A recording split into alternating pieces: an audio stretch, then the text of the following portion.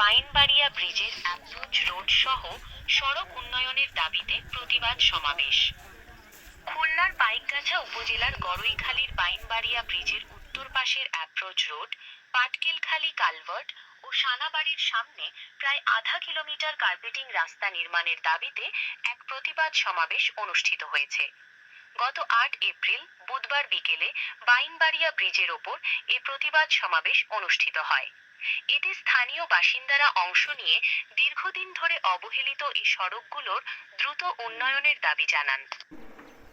আমাদের জন্য কি হয়েছে?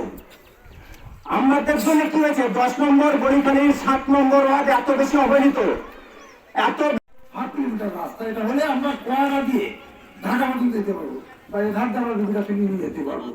আমাদের এই ব্রিজের যে রাস্তাটা কত গুরুত্বপূর্ণ আজকে চাঁদনি ভাই বলেছেন। আমি সঙ্গে আমার পাশে তার লোকও থাকে, এবং কোনো সপ্তাহে আমি এনজিপি ইংলিশের হয়ে কথা বলি না যে আমার এই যে কাজটা হচ্ছে না কেন। তুমি যদি প্রতি সপ্তাহে বলেন দাদা ২ দিন পরে লোক যাবো, ২ দিন পরেই আপনার লোক যাচ্ছে। এই ৭ নম্বর রোডের আমিরপুর গ্রামের এই রাস্তাটা আগাগোড়াই দেখেন জমা ভাঙা রাস্তা।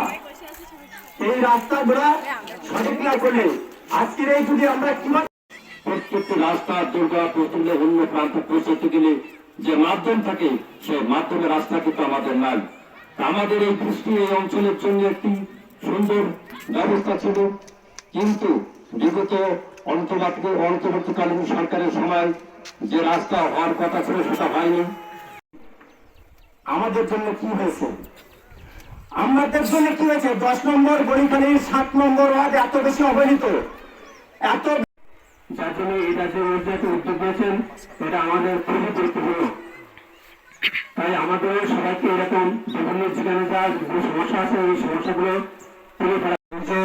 উত্তর অংশের যে অ্যাপ্রোচ রোড, সারাবাড়ির পাশে যে আধা কিলোমিটার রাস্তা, পাটকেলখালীর কালভার্টের উপরে যে ছাউনি, যেটা না হইলে এই অঞ্চলের মানুষের প্রতিদিন যে দুর্ভোগ হয়, অসুস্থ মানুষ এই হাসপাতালে নিয়ে যাওয়া যায় না, স্কুল কলেজের ছেলেমেয়েরা তারা শিক্ষা প্রতিষ্ঠানে যেতে পারে না, শস্য ভান্ডার হিসেবে খ্যাত এই অঞ্চলের মানুষ যারা তাদের পণ্য সামগ্রী বহন করতে পারে না এবং তারা তাদের প্রাপ্ত যে অর্থ এটাও তারা ফিরে পায় না। ১ মাসের ভেতর এই ব্রিজের অ্যাপ্রোচ রোডের কাজ সমাপ্ত হয়, তাহলে কর্মসূচি আর আমরা দেব না।